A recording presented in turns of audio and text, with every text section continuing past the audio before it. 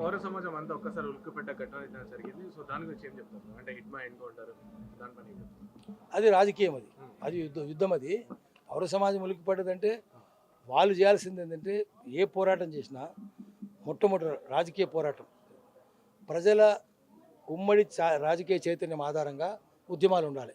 ప్రజల మధ్య సంఘీభావం ఆధారంగా పోరాటాలు ఉండాలి. సంఘీభావం సృష్టించాలి కదా. సృష్టించి ఇప్పుడు వాళ్ళు చేస్తున్న ఆదివాసులను చంపుతున్నారు. చంపుతుంటే మనం పోయి పోరాటం చేయాలి. పోరాటం చేయాలంటే పౌర సమాజం ఉంటే కదలాలి కదా.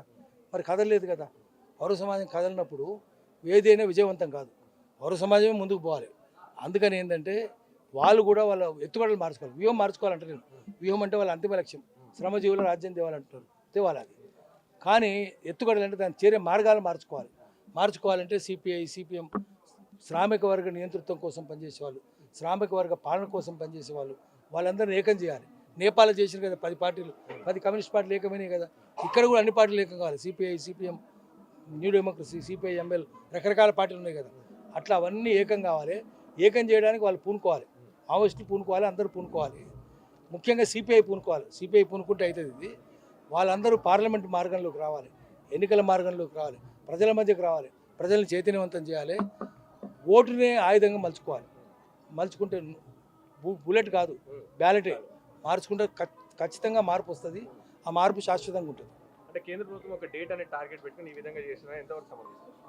కేంద్ర ప్రభుత్వం చేసే సమంజసం ఏముంటుంది? ఇంకా అన్యాయాలు చేస్తున్నారు. ఆదివాసులందరూ ఏం చేస్తున్నారు మనం చూస్తున్నాం కదా. రేపు డీలిమిటేషన్ కమిషన్ పెట్టారు. డీలిమిటేషన్ కమిషన్ ఏమవుతుంది? ఓటే ఉండదు. సౌత్ ఇండియన్స్కి ఎప్పుడు ఇక్కడ 30 సీట్లు పడతాయి, అక్కడ 152 సీట్లు పడతాయి. మరి వాళ్ళదే జరుగుతుంది. ఫైనాన్స్ కమిషన్ ఎన్కే సింగ్ పెట్టిండ్రు, 15th ఫైనాన్స్ కమిషన్. డబ్బులన్నీ నార్త్కే పోతాయి, సౌత్ డబ్బులన్నీ నార్త్కే పోతాయి. వాళ్ళు ఇక్కడ అనేకం చేసుకుంటూ పోతున్నారు. సో ఇంతకంటే పెద్ద ఇష్యూస్ ఉన్నాయి, చిన్న ఇష్యూస్ కాదు. అసలు పోడు ఏ ప్రభుత్వమైనా కాంగ్రెస్ కావచ్చు, బీజేపీ కావచ్చు, టీఆర్ఎస్ కావచ్చు, పోడు పేర్ల మీద రైతులంతా ఆదివాసులను తరిమేస్తున్నారు కదా. అందుకని ఒక పార్టీ అని కాదు, అన్ని పార్టీలు అట్లే ఉన్నాయి. ఒక వ్యక్తుల గురించి వాటి చుట్టూ తిరగకుండా మనము సమస్యల చుట్టూ తిరగాలి, సమస్యలకు పరిష్కారం చుట్టూ తిరగాలి.